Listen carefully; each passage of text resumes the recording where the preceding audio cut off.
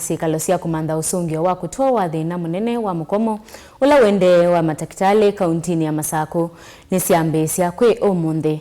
Kwianana ngwatanio ya mavisa ma uiiti nivatonyeka Mukomo ula utwaiiwe kwa mithenya mbee wa miongo 5 ukathela ethiwa Syikalo isu nisyikusyaa matunda na awau maeke kuthina.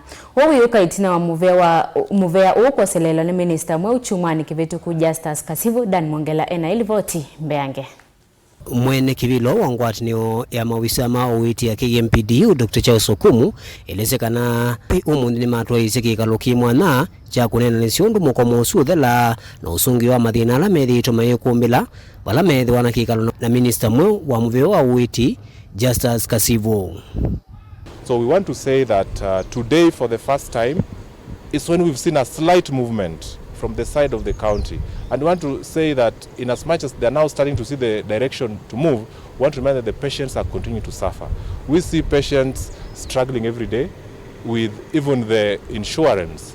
That is a problem that has not been sorted yet. So when you still have other problems of promotion, I think these are other small problems which don't need to cloud patients who are sick, letting workers protest, letting workers withdraw services because of mere issues of salary payment, because of mere issues of promotion or withholding salaries. We want to say, let us sort the issue of the insurance that we know will give us universal health care to our patients rather than withholding people's salaries. So kati wa mathina ala methitwe maituma Matakitali amalika Mukomo ni kwivo kwamba twendeve undumwa na kuviwa insurance na kuthinikiwa maundu ma misala wala imaelezekana kwisila Syikalo ni vena wikwatyo wakana usungio nukuonekana maundu ma uiiti kusyoka tetene.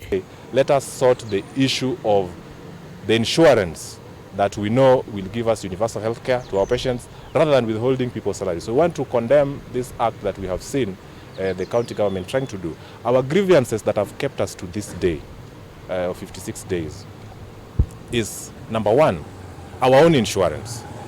We do not have our own insurance as doctors who are supposed to treat patients, and all of us know that patients sometimes they even come with communicable diseases, and if you want to treat them, first of all you must wear your gloves, and you also hope not to get the disease, and in case you get it, you want to be treated in a hospital, and that's where you need the insurance to come in.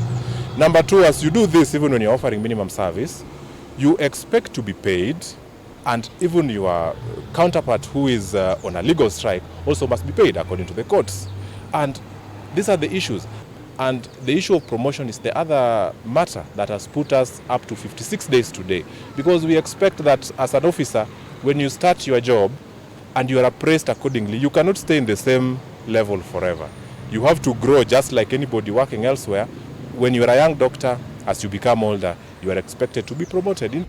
Daniela Mwongela, Mutongwe TV, kumavaanza wa Syikalo wa Machakos level 5, kauntini ya Masaku.